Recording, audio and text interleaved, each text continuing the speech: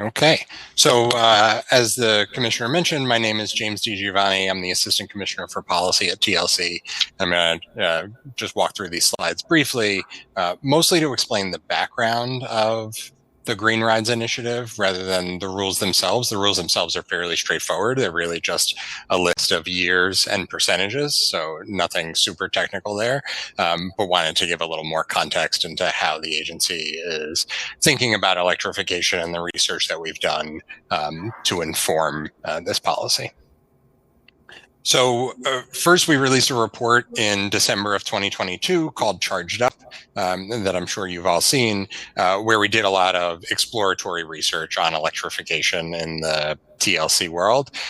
So we address questions like what the benefits are to electrification, what the current fleet looked like, what the current charging infrastructure looked like, how many FHVs were EVs, how many taxis were EVs, what that transition has looked like so far, what some patterns were that we could identify in the data so far, as well as some bigger questions like the costs of electrification, vehicle costs, infrastructure costs, maintenance, fuel, and we tried to identify potential EV-centric regulations, not having committed to anything in that report, but just starting to brainstorm ideas so we can get feedback.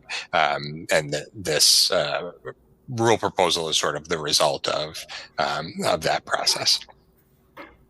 So I'll just briefly go through some of what we found through that research. So the question of why electrify TLC licensed vehicles, for many of us, it's straightforward. It's emissions reduction, climate change. Obviously, these are very important things, but digging in a little deeper, the commissioner mentioned that TLC licensed vehicles produce about 600,000 tons of CO2 per year. Because these vehicles are so high mileage, they actually have a much greater impact on the city's emissions than a personal vehicle would. I mean, imagine the kind of mileage that a typical personal vehicle in New York City gets and the kind of mileage that a taxi or for-hire vehicle gets, and it's pretty obvious where the larger impact could be.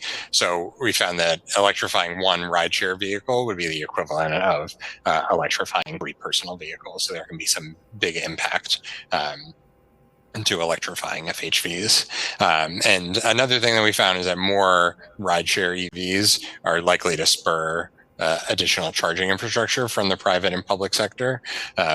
So if you know that there's a demand there for charging from the rideshare fleets, it's likely that more infrastructure will be developed for the benefit of everybody. And then looking at the benefits, not just for the public and New Yorkers, but specifically for drivers and the industry, there are major fuel savings that can be accomplished, especially with volatile gas prices. To be protected from that volatility is a significant benefit for TLC licensed drivers.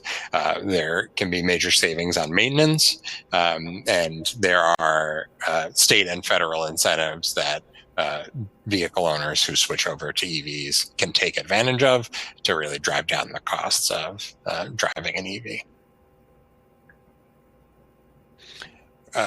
We also just looked at the kind of state of the industry and the state of the of electrification efforts statewide as well. So currently there are about 2,500 FHV EVs, which represents about 3% of the TLC licensed fleet. This is higher than numbers for private vehicles in New York City or in New York State. So the TLC licensed fleet is already ahead because of some of those benefits, like reduced maintenance and reduced fuel are particularly attractive to TLC drivers. So we're expecting that the TLC licensed fleet will continue to be ahead of the private vehicle fleet. So while the number's low, it has been rapidly growing both for TLC vehicles and private vehicles.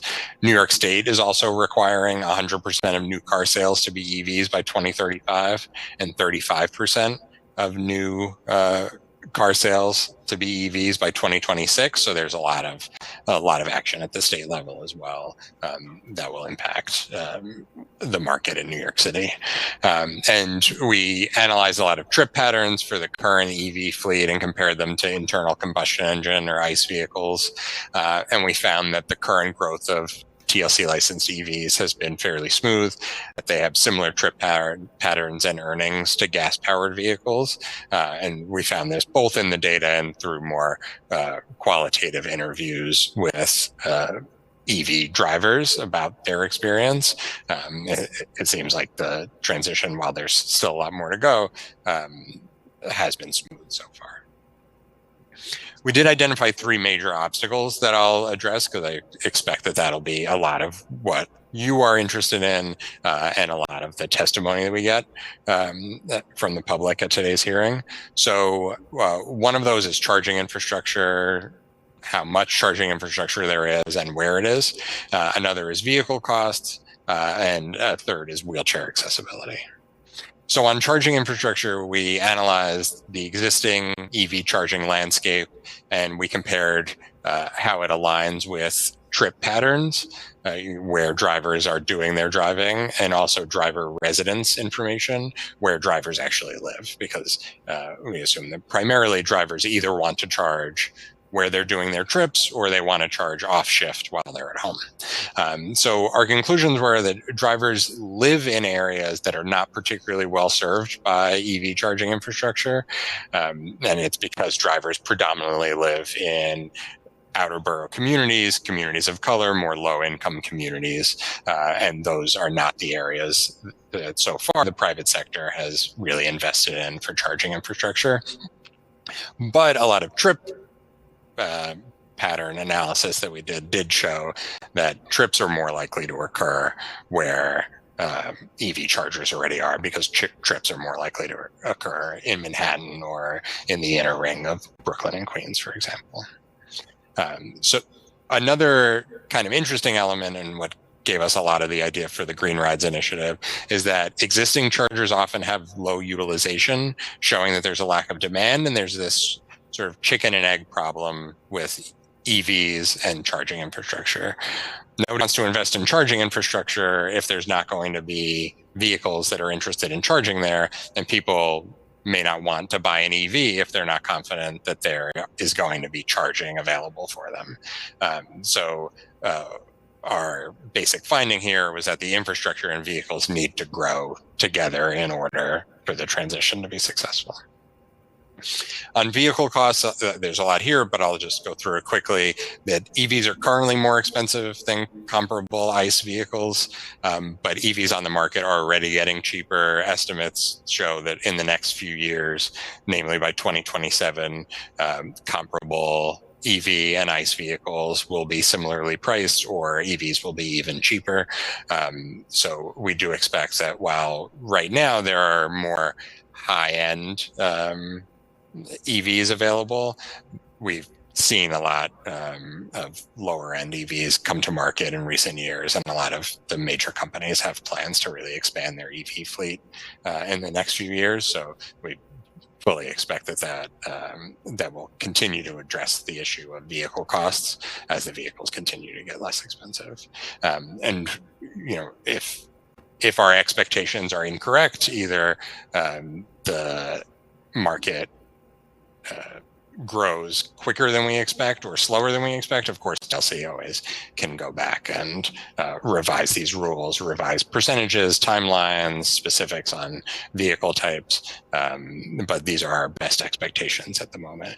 And we also have tools like the driver pay formula that cover driver expenses to ensure that drivers do not have to bear the costs of any increased vehicle costs, if there are any. For wheelchair accessibility, this is a really big topic for TLC, and TLC has made a lot of progress in recent years on accessibility. So we really wanted to make sure that any initiative that's trying to push vehicle types in a certain direction is really accounting for wheelchair accessibility and is putting more emphasis on wheelchair accessibility even than TLC has previously, because it really is a top priority for us. The issue here, though, is that there are currently no wheelchair accessible electric vehicles available on the US market. So as much as TLC would love to consider requiring a certain percentage of vehicles to be EVs and waves, that they would have to be both. We really just can't mandate something that doesn't currently exist. And we don't want to be in a position where we're behind the curve with how much progress is being made on electrification and emissions reduction, of just waiting until the ideal vehicle exists. So we wanted to make sure that both EVs and waves are captured by this policy, and it builds on our existing FHV accessibility rules, which require Uber and Lyft specifically to fulfill 80% of their wheelchair accessible vehicle requests in 10 minutes or less, and 90% of those requests in 15 minutes or less. Of course, we can consider adjusting those numbers, reevaluating that program, but we think TLC has a really strong foundation on our FHV accessibility policy, and that the Green Rides Initiative builds on that, and does not in any way alter our existing FHV accessibility requirements, and does not give the companies any way to avoid those requirements. They will still absolutely have to comply with our existing FHV accessibility rules. Now, as far as crafting the Green Rides Initiative specifically and determining what the benchmarks were going to be, so first and foremost, we wanted to make it a phased approach, knowing that, as I alluded to earlier, a gradual expansion of rideshare EVs is not only going to be easier for the industry to comply with, the slow growth over the next 6 years rather than, some sudden requirement. Not only is that the case, but it'll also spur the demand for public and private charging infrastructure. Both New York City government installing our own charging infrastructure, and the private sector will know, based on the Green Rides Initiative, that there are going to be tens of thousands of EVs coming on board in New York City, doing high mileage, and will have high charging demand in the next 6 years. So if you're a private sector company thinking about where to invest in charging infrastructure, we think the Green Rides Initiative will make you significantly more likely to invest and build out that infrastructure in New York City. And there is this rapidly evolving market for EVs, as I mentioned. So with price parity in about 2027, we wanted a slower ramp up until that point of the percentage benchmarks. And then after that point, the benchmarks proceed a little more quickly, because the vehicles, EVs, will be even cheaper than their gas counterparts.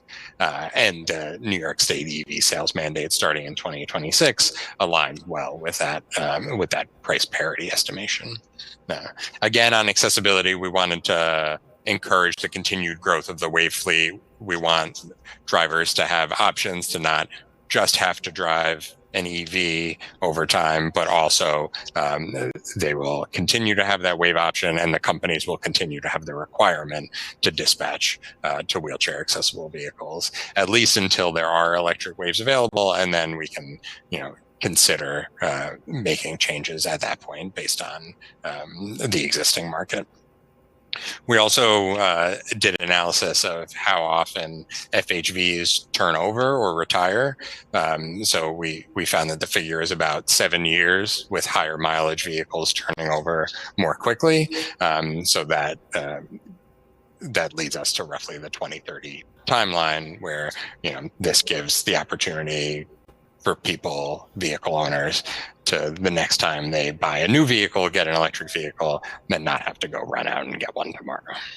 And the element of new licenses, we do have the option of issuing new licenses that are specifically for electric vehicles. Currently, we issue new licenses only for wheelchair accessible vehicles, and we've seen how that has helped the wave fleet grow, and that may also help spur the growth for EVs as well. And then finally, the actual benchmarks. So 100% of trips dispatched by high volume companies, which are currently Uber and Lyft, but any new high volume company would also have to comply with these requirements. Must be either EV or WAVE by 2030. And we have benchmarks and evaluation along the way to ensure that steady progress. So it's not, in 2029, everybody's playing catch up to hit the number. We want to make sure that we see gradual progress along the way, with 2024 being 5%, 2025, 15%, 2026, 25%, and then proceeding more quickly after that with 40, 60, 80, and 100% in the final 4 years. The compliance percentage will be determined on that calendar year basis. So we'll look at all of the trips that a company dispatched in a calendar year before evaluating how they did in that year. And if the company does not meet the benchmark, there are fines and also a requirement for a corrective action plan to show how they will meet the upcoming benchmarks after that point. So that completes my presentation. I'd be happy to answer any questions you have. Commissioners, are there any questions? I do have one question. Where does plug-in hybrids fit into this proposal? It's a great question. Plug-in hybrids are not included. The only vehicles that are included here are in the rules, it's zero emission vehicles, which plug-in hybrids would not satisfy. And the largest component of that is electric vehicles. So it has to be fully battery electric. It cannot be gas powered at all. Thank you, Commissioner. Commissioner Velasquez. Hey there.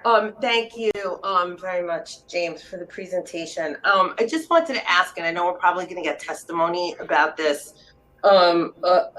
shortly, but just from your perspective and the TLC's perspective, because there is not a lot of the charging infrastructure in the outer boroughs where a lot of the drivers reside, what do we know about potentially the private sector, some of these, whether it's, Revel or some of these other Tesla, who private companies, private industry that has charging infrastructure.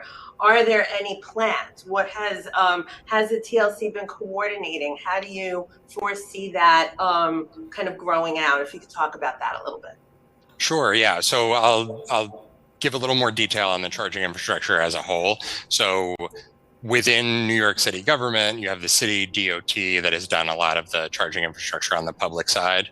And, we expect, just like gas stations, New York City is not going to own or operate all of the EV chargers. It's going to have to be a significant private sector input. But the city DOT has really been great partners for TLC on the issues of electrification. From the commissioner on down, they really understand TLC issues and are being mindful of their own efforts, emphasizing outer boroughs, communities of color, areas where people are more likely to live in apartment buildings, which means they're parking at the curb rather than in their garage. New York City is just a very different beast compared to most other places in the United States.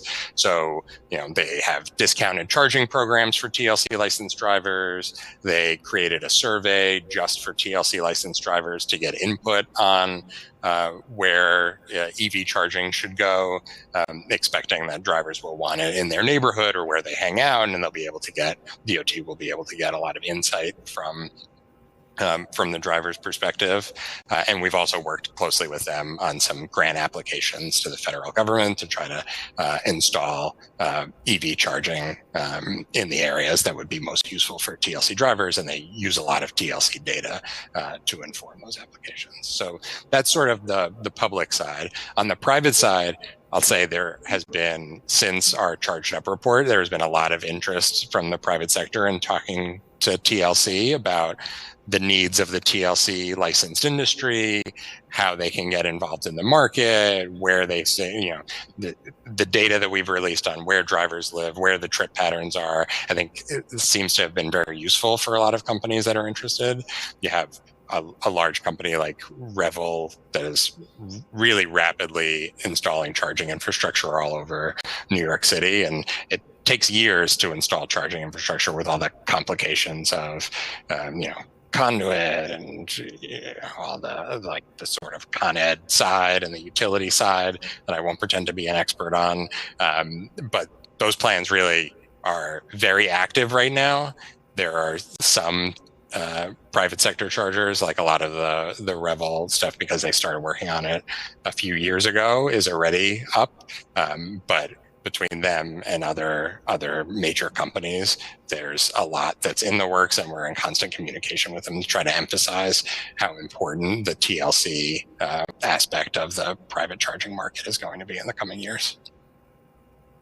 And just a quick follow-up on the grants, the grant applications. I guess I don't know if it's a question as much if it is a kind of statement. I'm making an assumption some of those grant applications are some of the to access some of the federal funds that have become available for this.